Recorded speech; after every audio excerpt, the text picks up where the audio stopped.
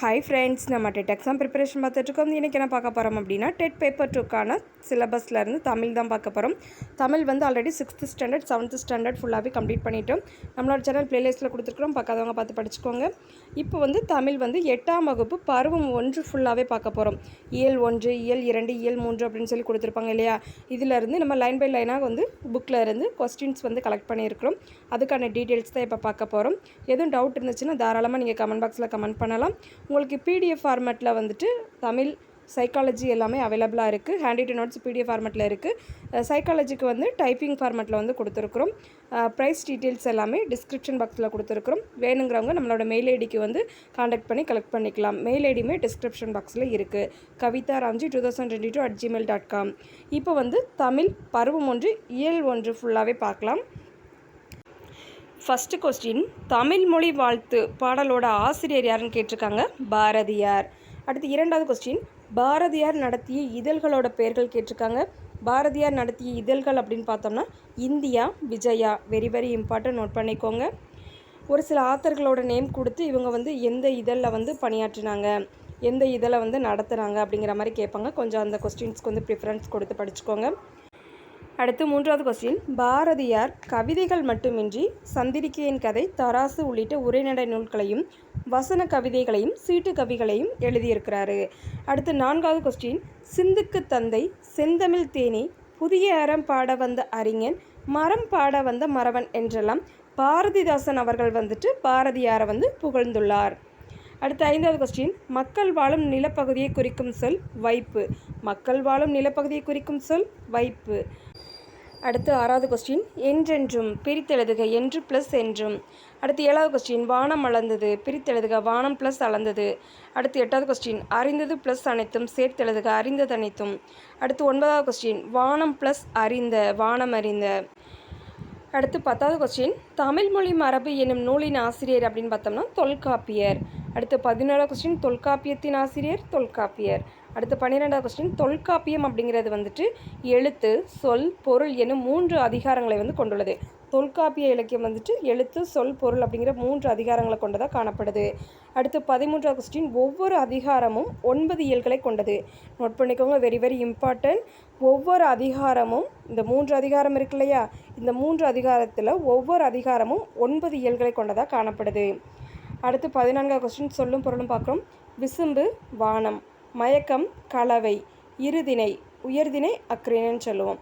அடுத்து வளாமை தவறாமை, மரபு வழக்கம், திரிதல் மாறுபடுதல், செய்யுள் பாட்டு, தலால் தழுவுதல், ஐம்பால் ஆண்பால் பெண்பால் பலர்பால் ஒன்றன்பால் பலவின்பால். அடுத்து 15வது கொஸ்டின், பறவைகள் டேஸ் பறந்து செல்கின்றன. பறவைகள் விசும்பில், விசும்பு அப்படிங்கிறதுக்கு வந்து வானம் அப்படிங்கிற பொருள்படும். பறவைகள் விசும்பில் பறந்து செல்கின்றன. அடுத்து 16வது கொஸ்டின், இயற்கையை போற்றுதல் தமிழர் மரபு. அடுத்து 17வது கொஸ்டின், இருதிணை அப்படின்னு பார்த்தோம்னா 2 திணை, பிரித்தெழுதுக பார்க்குறோம். அடுத்து 18வது கொஸ்டின், ஐம்பால் பிரித்தெழுதுக, 5 + பால். அடுத்து 19வது கொஸ்டின், அச்சுக்கலை தோன்றிய பிறகே தமிழ் எழுத்துக்கள் இப்போதுள்ள நிலையான வடிவத்தை பெற்றுள்ளன. அச்சுக்கலை தோன்றிய பிறகுதான் தமிழ் எழுத்துக்கள் இப்போது உள்ள நிலையான வடிவத்தை பெற்றிருக்கிறது. அடுத்து 20வது கொஸ்டின், கல்வெட்டுக்கள், செப்பேடுகள் ஆகியவற்றில் காணப்படும் வரி வடிவங்களை வட்டெழுத்து, தமிழ் எழுத்து என்று 2 வகையாக வந்து பிரிக்கிறாங்க. அடுத்து 21வது கொஸ்டின், கடைச்சங்க காலத்தில் தமிழகத்தில் எழுதப்பட்ட எழுத்துக்களை வந்து எப்படி அழைக்கிறாங்க அப்படின்னு பார்த்தோம்னா கண்ணெழுத்துக்கள். கடைச்சங்க காலத்தில் வெரி வெரி இம்பார்ட்டன்ட், நோட் பண்ணிக்கோங்க. கடைச்சங்க காலத்தில் தமிழகத்தில் எழுதப்பட்ட எழுத்துக்களை வந்து கண்ணெழுத்துக்கள் அப்படின்னு சொல்லி அழைக்கின்றோம். அடுத்து 22வது கொஸ்டின், பழங்காலத்தில் வந்துட்டு கற்பாறை, செப்பேடு, ஓலை போன்றவற்றில் வந்து எழுதியிருக்கிறாங்க பழைய காலத்தில் வந்துட்டு. அடுத்து 23வது கொஸ்டின், தமிழ் எழுத்துக்களில் மிக பெரும் சீர்திருத்தத்தை செய்தவர் வீரமாமுனிவர். நோட் பண்ணிக்கோங்க, இம்பார்ட்டண்டான கொஸ்டின். அடுத்து 24வது கொஸ்டின், வளைந்த கோடுகளால் அமைந்த மிக பழைய தமிழ் எழுத்தை வந்து நம்ம வட்டெழுத்து அப்படின்னு சொல்லி அழைப்போம். அடுத்து 25வது கொஸ்டின், தமிழ் எழுத்து சீர்திருத்த பணியில் ஈடுபட்டவர் தந்தை பெரியார். இந்த question very very important, note பண்ணிக்கோங்க. வீரமாமுனிவர், தந்தை பெரியார் அவர்களுக்கு கொஞ்சம் அதிக ப்ரிஃபரன்ஸ் கொடுத்து அந்த கிளாஸில் உள்ள அந்த முக்கியமான டாபிக்ஸ் வந்து படிச்சுக்கோங்க. அடுத்து 26வது கொஸ்டின், எழுத்துக்களில் புள்ளிகளால் ஏற்படும் குழப்பங்களை களைந்தவர் வீரமாமுனிவர். அடுத்து 27வது கொஸ்டின், எல்லா சொல்லும் பொருள் குறித்தவை என்பது தொல்காப்பியர் கூற்று. எல்லா சொல்லும் பொருள் குறித்தனவே. எல்லா சொல்லுக்கும் பொருள் இருக்குது அப்படிங்கிறது வந்து தொல்காப்பியர் கூற்று. அடுத்து 28வது கொஸ்டின், சொற்பூங்கா அப்படிங்கிற நூலோட ஆசிரியர் பார்த்தோம்னா ரா இளங்குமரனார். இவரை வந்து செந்தமிழ் அந்தணர்னு சொல்லி அழைப்பாங்க. வெரி வெரி இம்பார்ட்டன்ட், இந்த கொஸ்டின் நோட் பண்ணிக்கோங்க. செந்தமிழ் அந்தணர் அப்படின்னு பார்த்தோம்னா ரா இளங்குமரனார். இவர் சொற்பூங்கா அப்படிங்கிற நூலோட ஆசிரியர். அடுத்து 29வது கொஸ்டின், ரா இளங்குமரனாரோட நூல்கள் கொடுத்துருக்குறாங்க. இலக்கண வரலாறு, தமிழிசை இயக்கம், தனித்தமிழ் இயக்கம், இது எல்லாமே இவரோட நூல்களாக காணப்படுது. அடுத்து 30வது கொஸ்டின், திருச்சிக்கு அருகில் அல்லூரில் திருவள்ளுவர் தவச்சாலையும் பாவனர் நூலகமும் அமைத்துள்ளார். அடுத்து 30வது கொஸ்டின், ஆயுத எழுத்து பிறக்கும் இடம் தலை. ஆயுத எழுத்து பிறக்கும் இடம் தலை. அடுத்து 32வது கொஸ்டின், வல்லின எழுத்துக்கள் பிறக்கும் இடம் மார்பு. வல்லின எழுத்துக்கள் பிறக்கும் இடம் மார்பு. அடுத்து 33வது கொஸ்டின், மெல்லின எழுத்துக்கள் பிறக்கும் இடம் மூக்கு. மெல்லின எழுத்துக்கள் பிறக்கும் இடம் மூக்கு. இது எல்லாமே முக்கியமானதை நோட் பண்ணிக்கோங்க. ஒவ்வொரு எழுத்தும் எங்கேருந்து பிறக்குது அப்படிங்கிறது வந்துட்டு. இப்போ வந்து 8ஆம் வகுப்பு பருவம் 1 இயல் 1 ஃபுல்லாக பார்த்துருக்குறோம். அடுத்து வந்து பருவம் 1 இயல் 2 உள்ள முக்கியமான உணவடி எல்லாமே கலெக்ட் பண்ணி வச்சுருக்கிறேன். வாங்க பார்க்கலாம். ஃபஸ்ட்டு கொஸ்டின், ஓடை என்னும் பாடலோட ஆசிரியர் யாருன்னு கேட்டிருக்காங்க. வாணிதாசன் அவர்கள். முக்கியமான கொஸ்டின் நோட் பண்ணிக்கோங்க. அடுத்து 2வது கொஸ்டின், தமிழகத்தின் வேர்ட்ஸ்வர்த் என்று புகழப்படுபவர் வந்து கவிஞர் வாணிதாசன் அவர்கள் தான். தமிழகத்தின் வேர்ட்ஸ்வர்த் கவிஞர் வாணிதாசன். அடுத்து 3வது கொஸ்டின், டேஸ் என்பது வாணிதாசன் அவர்களோட இயற்பெயர். அவரோட இயற்பெயர் அப்படின்னு பார்த்தோம்னா அரங்கசாமி என்ற எத்திராசலு அப்படிங்கிறது வந்துட்டு வாணிதாசன் அவர்களோட இயற்பெயராக காணப்படுது. அடுத்து 4வது கொஸ்டின், வாணிதாசனின் சிறப்பு பெயர்கள் அப்படின்னு பார்த்தோம்னா கவிஞரேறு, பாவலர்மணி. இது எல்லாமே முக்கியமான கொஸ்டின் நோட் பண்ணிக்கோங்க. அடுத்து 5வது கொஸ்டின், வாணிதாசருக்கு பிரெஞ்சு அரசு செவாலியர் விருது வழங்கியுள்ளது. நோட் பண்ணிக்கோங்க, முக்கியமான கொஸ்டின். அடுத்து 6வது கொஸ்டின், வாணிதாசரோட நூல்கள் அப்படின்னு பார்த்தோம்னா தமிழச்சி, கொடிமுல்லை, தொடுவானம், எழிலோவியம், குழந்தை இலக்கியம், இது எல்லாமே வாணிதாசன் அவர்களோட நூல்களாக காணப்படுது. அடுத்து 7வது கொஸ்டின், ஓடை அப்படிங்கிற பாடல் வந்துட்டு இவரது தொடுவானம் அப்படிங்கிற நூலில் இருந்து எடுக்கப்பட்டிருக்கு, அதாவது இடம்பெற்றிருக்கு. தொடுவானம் அப்படிங்கிற நூலில் ஓடை அப்படிங்கிற பாடல் வந்து இடம்பெறுது. அடுத்து 8வது கொஸ்டின், சொல்லும் பொருளும் பார்க்குறோம். தூண்டுதல், ஆர்வம் கொள்ளுதல், ஈரம், இரக்கம், முழவு, இசைக்கருவி, நன்செய், நிறைந்த நீர்வளத்தோடு பயிர்கள் விளையும் நிலம், புன்செய் அப்படின்னா குறைந்த நீரால் பயிர்கள் விளையும் நிலம், வல்லைப்பாட்டு, நெல் குத்தும் போது பாடப்படும் பாடல், பயிலுதல், படித்தல், நாணம், வெட்கம், செஞ்சொல், திருத்திய சொல். அடுத்து 9வது கொஸ்டின் பார்க்குறோம். பள்ளிக்கு சென்று கல்வி பயிலுதல் சிறப்பு. 10வது கொஸ்டின், செஞ்சொல் மாதரின் வல்லைப்பாட்டிற்கேற்ப முளைவை மீட்டுவது டேஸ், ஓடை. அடுத்து 11வது கொஸ்டின், நன்செய், பிரித்தெழுதுக, நன்மை ப்ளஸ் செய். அடுத்து 12வது கொஸ்டின், நீள் உழைப்பு, நீள் ப்ளஸ் உழைப்பு, சீருக்கு ப்ளஸ் ஏற்ப, சீருக்கேற்ப, ஓடை ப்ளஸ் ஆட, ஓடையாட. அடுத்து 15வது கொஸ்டின் முக்கியமானதை நோட் பண்ணிக்கோங்க. கோணக்காத்து பாட்டு நூலோட ஆசிரியர் வெங்கம்பூர் சாமிநாதன் அவர்கள். அடுத்து 16வது கொஸ்டின், சொல்லும் பொருளும் பார்க்குறோம். முகில், மேகம், கொடிக்கலங்கி, மிக வருந்தி, சம்பிரமுடன், முறையாக, சேகரம், கூட்டம், காங்கேய நாடு, பொங்கு மண்டலத்தின் 24 நாடுகளுள் ஒன்று, விண்ணம், சேதம், வாகு, சரியாக, காலன், யமன், மெத்த, மிகவும். அடுத்து 17வது கொஸ்டின், வானில் கருமேகம், அதாவது முகில் சொல்லுவோம். வானில் கருமுகில் தோன்றினால் மழை பொழியும் என்பர். அடுத்து 18வது கொஸ்டின், முறையான உடற்பயிற்சியும் சரிவிகித உணவும் காலனையும் ஓடவிடும். காலன் அப்படின்னா யமன். அடுத்து 19வது கொஸ்டின், விழுந்ததங்கே, பிரித்தெழுதுக, விழுந்தது ப்ளஸ் அங்கே. அடுத்து 20வது கொஸ்டின், செத்திறந்த, பிரித்தெழுதுக, செத்து ப்ளஸ் இறந்த. அடுத்து 21வது கொஸ்டின், பருத்தி ப்ளஸ் எல்லாம், சேர்த்தெழுதுக, பருத்தி எல்லாம். அடுத்து 22வது கொஸ்டின், நிலம் பொது என்னும் கட்டுரை பக்த வத்சல பாரதி எழுதிய தமிழக பழங்குடிகள் என்னும் நூலிலிருந்து தரப்பட்டுள்ளது. முக்கியமானதை நோட் பண்ணிக்கோங்க. அடுத்து 23வது கொஸ்டின், இந்த கொஸ்டின் வந்து அடிக்கடி கேட்குறாங்க. செவ்விந்தியர்கள் வந்து நிலத்தை தாயாக மதிக்கின்றனர். செவ்விந்தியர்கள் நிலத்தை தாயாக மதிக்கின்றனர். அடுத்து 24வது கொஸ்டின், இன்னோசை, பிரித்தெழுதுக, இனிமை ப்ளஸ் ஓசை. அடுத்து 25வது கொஸ்டின், பால் ப்ளஸ் ஊறும், சேர்த்தெழுதுக, பால் ஊறும். அடுத்து 26வது கொஸ்டின், புகழாலும் பழியாலும் அறியப்படுவது டேஸ், நடுநிலைமை. புகழாலும் பழியாலும் அறியப்படுவது நடுநிலைமை. அடுத்து 27வது கொஸ்டின், பயனில்லாத கலர் நிலத்திற்கு ஒப்பானவர்கள் யார் அப்படின்னு பார்த்தோம்னா கல்லாதவர். பயனில்லாத கலர் நிலத்திற்கு ஒப்பானவர் யார் அப்படின்னு பார்த்தோம்னா கல்லாதவர்கள். அடுத்து 28வது கொஸ்டின், வல்லுருவம், பிரித்தெழுதுக, வன்மை ப்ளஸ் உருவம். அடுத்து நெடுமை ப்ளஸ் தேர், நெடுந்தேர்.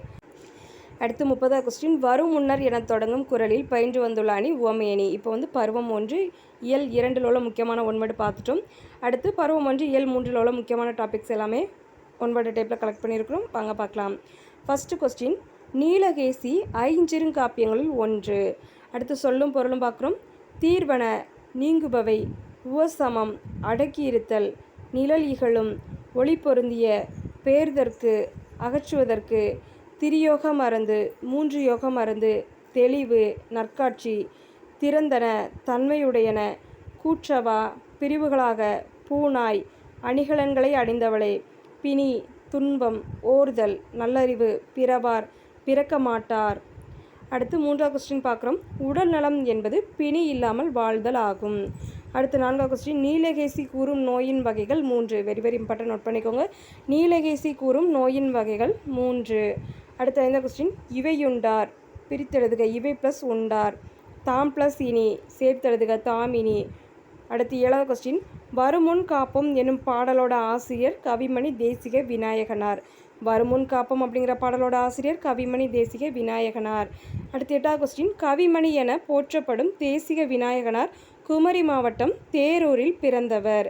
கவிமணி அவர்கள் வந்துட்டு எங்கே பிறந்திருக்கிறாங்க அப்படின்னா குமரி மாவட்டம் தேரூரில் பிறந்திருக்கிறாங்க. அடுத்து 9வது கொஸ்டின், விநாயகனார் அவர்களோட கவிதை நூல்கள் அப்படின்னு பார்த்தோம்னா ஆசிய ஜோதி, மருமக்கள் வழி மான்மியம், கதர் பிறந்த கதை, இது எல்லாமே அவர்களோட கவிதை நூல்களாக காணப்படுது. அடுத்து 10வது கொஸ்டின், இவர் அதாவது இந்த தேசிக விநாயகனார் இருக்காங்க இல்லையா, இவங்க டேஸ் என்னும் மொழிபெயர்ப்பு நூலையும் படைத்திருக்கிறாரு அப்படின்னு பார்த்தோம்னா உமர் கய்யாம் பாடல்கள்.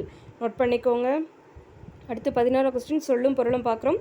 நித்தம் நித்தம், நாள்தோறும், மட்டு, அளவு, சுண்ட, நன்கு, வையம், உலகம், பேணுவையேல், பாதுகாத்தல், திட்டுமுட்டு, தடுமாற்றம்.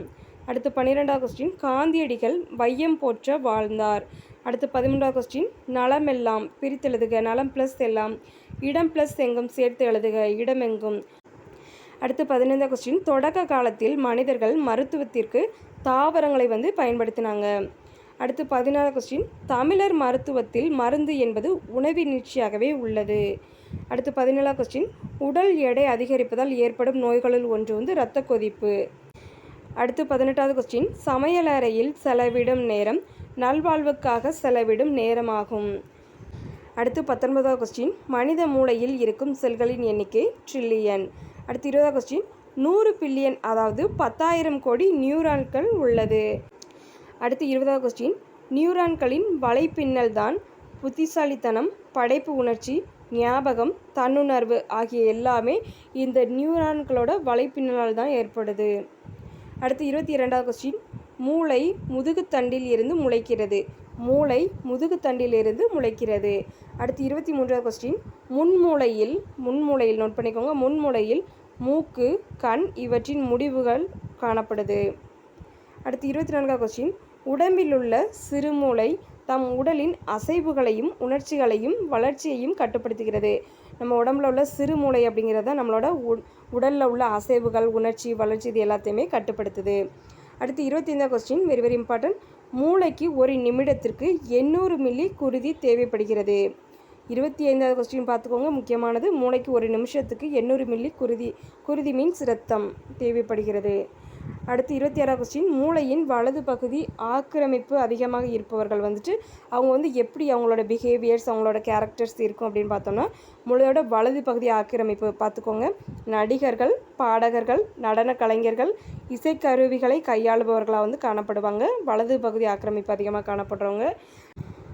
அடுத்து 27வது கொஸ்டின், மூளையின் இடது பகுதி ஆக்கிரமிப்பு அதிகம் இருப்பவர்கள் எப்படி இருப்பாங்க அப்படின்னு பார்த்தோம்னா பட்டய கணக்கர்கள், கணக்கு ஆசிரியர்கள், இந்திய ஆட்சி பணிக்கு படித்தவர்களாக வந்து காணப்படுவாங்க. அடுத்து 28வது கொஸ்டின், தலைக்குள் ஓர் உலகம் எனும் நூலோட ஆசிரியர் சுஜாதா. நோட் பண்ணிக்கோங்க, தலைக்குள் ஓர் உலகம் அப்படிங்கிற நூலோட ஆசிரியர் சுஜாதா அவர்கள். அடுத்து 29வது கொஸ்டின், சுஜாதா அவர்களோட இயற்பெயர் பார்த்தோம்னா ரங்கராஜன். சுஜாதா அவர்களோட இயற்பெயர் ரங்கராஜன். அடுத்து 30வது கொஸ்டின், மின்னணு வாக்கு எந்திரம் உருவாக்கும் பணியில் இவர் முக்கிய பங்கு ஆற்றியுள்ளார். அதாவது மின்னணு வாக்கு எந்திரத்தை உருவாக்குறதுல சுஜாதா அவர்கள் வந்து முக்கிய பங்காற்றியிருக்கிறாங்க. அடுத்து 31வது கொஸ்டின், சுஜாதா எழுதிய நூல்கள் அப்படின்னு பார்த்தோம்னா என் இனிய எந்திரா, மீண்டும் ஜீனோ, ஸ்ரீரங்கத்து தேவதைகள், தூண்டில் கதைகள் இது எல்லாமே அவர்களோட நூல்களாக காணப்படுது. அடுத்து 32வது கொஸ்டின், பொருள் முற்று பெறாமல் எஞ்சி நிற்கும் சொல் எச்சம் அப்படின்னு சொல்லி அழைப்போம். அடுத்து எச்சம் அப்படிங்கிறத வந்து 2 வகையாக பிரிக்கிறாங்க, பெயரெச்சம், வினையெச்சம். அடுத்து ஒரு வினைமுற்று எச்ச பொருள் தந்து மற்றொரு வினைமுற்றை கொண்டு முடிவது முற்றெச்சம் எனப்படும். ஒரு வினைமுற்று வந்து எச்ச பொருள் அப்படின்னா அதாவது ஒரு செயல் வந்து முடிவு பெறாமல் இருக்கிறதான் நம்ம எச்சம் சொல்லுவோம். ஒரு வினைமுற்று எச்ச பொருள் தந்து மற்றொரு வினைமுற்றை கொண்டு முடிவதை வந்து நம்ம முற்றெச்சம் சொல்லுவோம். இப்போ பருவம் 1 இயல் 3ல் உள்ளதை பார்த்துட்டோம். இதில் எதுவும் டவுட் இருந்துச்சுன்னா நீங்கள் தாராளமாக கேட்கலாம். நம்மளோட வீடியோ உங்களுக்கு யூஸ்ஃபுல்லாக இருந்துச்சுன்னா ஒரு லைக் கொடுத்துருங்க. நீங்கள் கொடுக்குற ஒவ்வொரு லைக்குமே எனக்கு அடுத்தடுத்து வீடியோ ரெஃபர் பண்ணுறதுக்கு ரொம்பவே மோட்டிவேட்டாக இருக்கும். நம்மளோட வீடியோஸ் உங்களோட ஃப்ரெண்ட்ஸுக்கு ஷேர் பண்ணுங்கள். மேபி உங்களுக்கு யூஸ் ஆகலாம். Thank you friends, all the best.